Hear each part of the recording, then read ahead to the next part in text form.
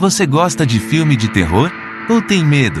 E se eu te dizer que alguns filmes desse gênero assustador foram baseados em fatos reais? Por isso, no Melhor 7 de hoje trago os 7 filmes de terror baseados em fatos reais.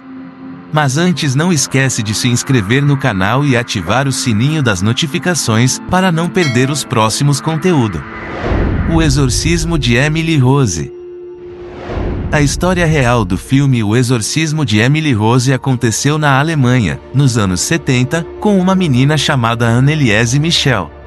A jovem começou a apresentar sintomas de possessão demoníaca aos 16 anos, quando iniciaram as convulsões e ataques epiléticos. Anneliese, que foi criada em uma família radicalmente católica, começou a sentir presenças demoníacas durante suas orações. As presenças ficavam cada vez mais fortes, dominando o corpo da jovem, que piorou consideravelmente. Ela começou a andar nua pela casa, comendo insetos, defecando e bebendo sua própria urina. Depois de ter o pedido negado 2 vezes, um padre e um pastor assumiram o caso e passaram a realizar 2 sessões de exorcismo por semana na jovem Anneliese, que passava trancada em uma sala, sem comer, beber ou dormir. Anneliese faleceu aos 23 anos, com menos de 30 quilos. A autópsia apontou desnutrição e desidratação. Seus pais e os 2 religiosos responsáveis pelos exorcismos foram acusados de negligência e homicídio e considerados culpados por deixar a jovem morrer de fome. Durante o julgamento foram apresentados vídeos do exorcismo e imagens do estado da adolescente. A igreja foi condenada a pagar uma multa, e os pais foram absolvidos segundo uma lei alemã. Invocação do Mal. A história real do filme Invocação do Mal envolve a família Perron, formada pelo casal Roger e Caroline e suas 5 filhas. O casal comprou uma casa antiga, localizada em uma pequena cidade do estado de Rhode Island, Estados Unidos, onde foram morar em 1970. Sem saber do passado sinistro do imóvel, conhecido como a antiga propriedade Arnold, eles já sentiram uma energia diferente ao chegar no local. Assim, não demorou para surgir os primeiros fenômenos sobrenaturais, como vozes, objetos se movendo e camas levitando. Inicialmente, os Perron não se assustaram com as manifestações. Mas as aparições ficaram mais frequentes, e novos visitantes do além surgiram, agora não tão bem intencionados como os primeiros.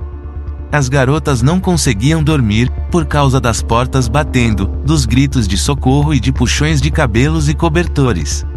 Incomodada, Caroline pesquisou o histórico da residência e fez descobertas assustadoras. A casa tinha um passado de terror. Ela também descobriu que uma mulher chamada Bathsheba Sherman, apontada pelos moradores locais como uma bruxa satanista, viveu e morreu no terreno, no século XIX, perdendo a vida ao se enforcar na parte externa da casa. Logo, seria o fantasma dela quem atacava Caroline. Diante dos ataques e ameaças, a família resolveu pedir ajuda. Assim, foram atrás dos famosos investigadores paranormais Ed Warren e Lorraine Warren, que, durante vários anos, tentaram ajudá-los a se livrar dos espíritos malignos por meio de sessões espíritas e até exorcismos. O Exorcista. A história do filme, O Exorcista, na vida real, conta sobre um garoto de 13 anos que vivia em Kotase, em Maryland, Estados Unidos. O menino se chamava Rob Manheim e foi chamado posteriormente pela Igreja Católica pelo nome de Roland Doe. O tutor do menino, chamado Tio Harriet, era um espírita, o qual apresentou Rob a tábula, ou Ouija, a qual, segundo o homem, servia para que ele pudesse se comunicar com os mortos. Como Harriet veio a falecer no ano de 1948, Rob começou a tentar contatá-lo através do presente recebido pelo seu tio. Então daí para frente ele começou a ouvir arranhões na parede e objetos voavam pela casa, cadeiras e camas se moviam quando o garoto estava nelas. A família desesperada pediu ajuda à Igreja Católica. A primeira tentativa de exorcismo acabou em desastre. Ele rasgou o padre do ombro ao pulso com uma mola da cama. Foram necessários mais de 100 pontos no local. Depois de passar por vários especialistas e padres, o menino foi levado para um hospital psiquiátrico em Louis. Depois de 30 dias de exorcismo, Robbie acordou, no dia 18 de abril do ano de 1949, que foi quando ele afirmou que não se lembrava de nada que havia ocorrido posteriormente. Depois disso, a família dele se mudou e o menino nunca mais foi atormentado. Annabelle. Donna, uma estudante de enfermagem, havia ganhado a boneca de presente da mãe quando se mudou para Connecticut. A garota tinha acabado de começar a faculdade. Donna e sua colega de quarto começaram a perceber que quando elas voltavam para casa, a boneca estava sempre em uma posição diferente. Ou pior, muitas vezes, a boneca Annabelle estava em um outro cômodo qualquer.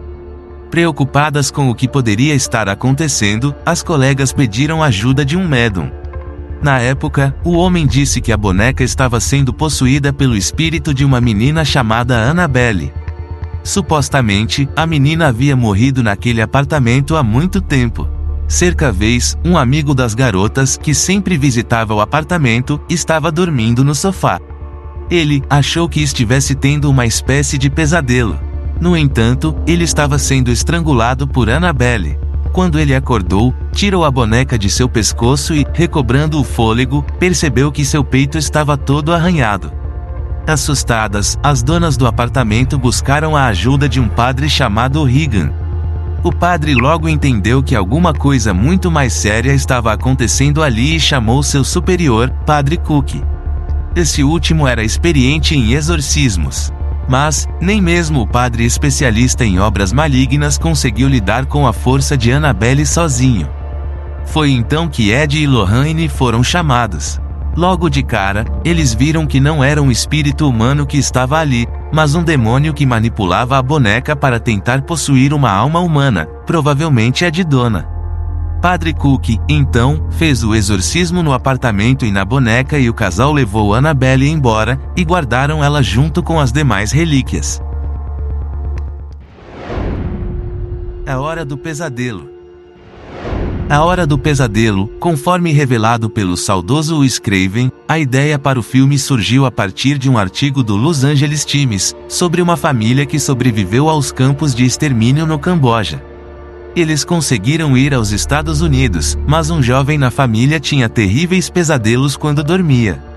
Ele contou aos pais que tinha medo, enquanto dormia, de que a coisa que o perseguia o mataria, então ele tentava ficar acordado por dias.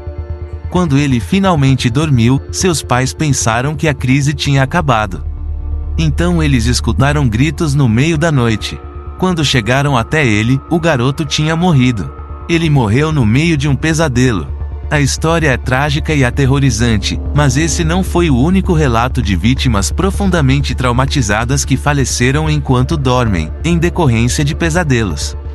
Com isso, Craven desenvolveu um dos assassinos mais memoráveis da história do horror. E o nome de Fred Krueger foi diretamente influenciado pelo valentão de infância de Craven, Fred Krueger. Terror em Amityville.